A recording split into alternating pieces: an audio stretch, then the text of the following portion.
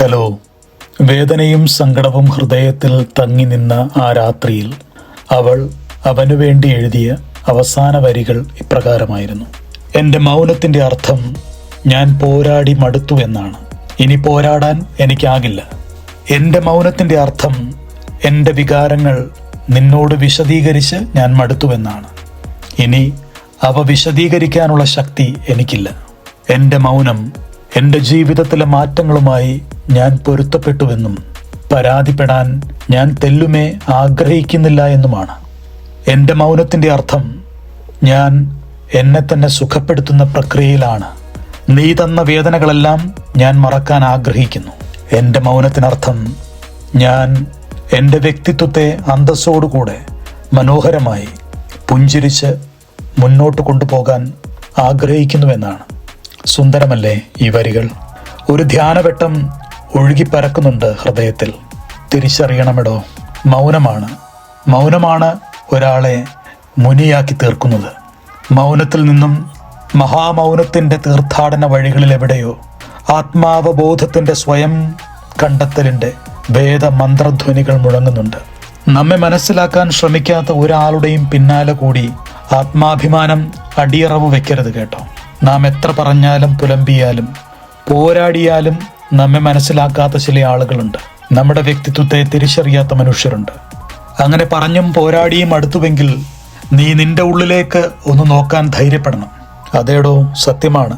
കോടാനകോടി മനുഷ്യരും ജീവജാലങ്ങളുമുള്ള ഈ മഹാപ്രപഞ്ചത്തിൽ ഒരാൾ നമ്മെ അംഗീകരിച്ചില്ല എന്ന് കരുതിയാലും സ്വീകരിച്ചില്ല എന്ന് കരുതിയാലും അവരുടെ സൗഹൃദത്തിൽ കൂടെ കൂട്ടിയില്ല എന്ന് കരുതിയാലും അവരുടെ നന്മകളിൽ പങ്കുചേർത്തില്ല എന്ന് വിചാരിച്ചാലും പ്രണയത്തിൻ്റെ തീവ്രതയിലേക്ക് കൂടെ നടത്തിയില്ല എന്ന് കരുതിയാലും നമ്മളാരും ഒറ്റപ്പെട്ടു പോകില്ല. ഈ പ്രപഞ്ചം അത്രത്തോളം വിശാലമാണ്.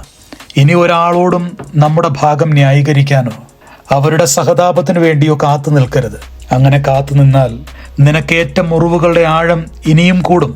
ഏറ്റ മുറിവുകളെ സുഖപ്പെടുത്തുന്നതല്ലേ നിനക്ക് നല്ലത്? പരാതികൾ പറഞ്ഞും പരിഭവിച്ചും വിഷാദ രോഗികളായി മാറുന്നതിലും നല്ലത് മൗനത്തിൻ്റെ മഹാമാന്ത്രിക ശക്തിയാൽ സ്വയം സുഖപ്പെടുത്തി ഒരു പിന്മാറ്റം നടത്തി നിന്റെ അന്തസ്സിന് ചേർന്ന രീതിയിൽ ജീവിക്കുന്നത് തന്നെയാണ്.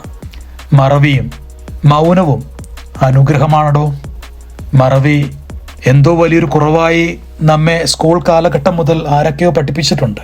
പക്ഷേ ജീവിതത്തിൻ്റെ പ്രദക്ഷിണ വഴികളിൽ ഏറ്റ ചില പൊള്ളുന്ന പാടുകൾ അത് മറന്ന് ശീലിച്ചില്ല എങ്കിൽ നമ്മൾ സ്വയം നാശത്തിന് കാരണമായി തീരും. ചിലതൊക്കെ മറക്കാമടോ, ചിലതൊക്കെ മൗനം കൊണ്ട് കീഴ്പ്പെടുത്താം.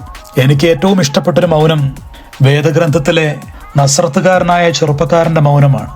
ഒരുപാട് പറഞ്ഞും പ്രവർത്തിച്ചും സഹായിച്ചും സ്നേഹിച്ചും അനേകം പേരെ ബോധ്യപ്പെടുത്താൻ പരിശ്രമിച്ച് അവൻ ഒടുവിൽ അധികാരവർഗത്തിന്റെ ചില ചോദ്യങ്ങൾക്ക് മുൻപിൽ മൗനിയായി നിന്നുകൊടുത്തു.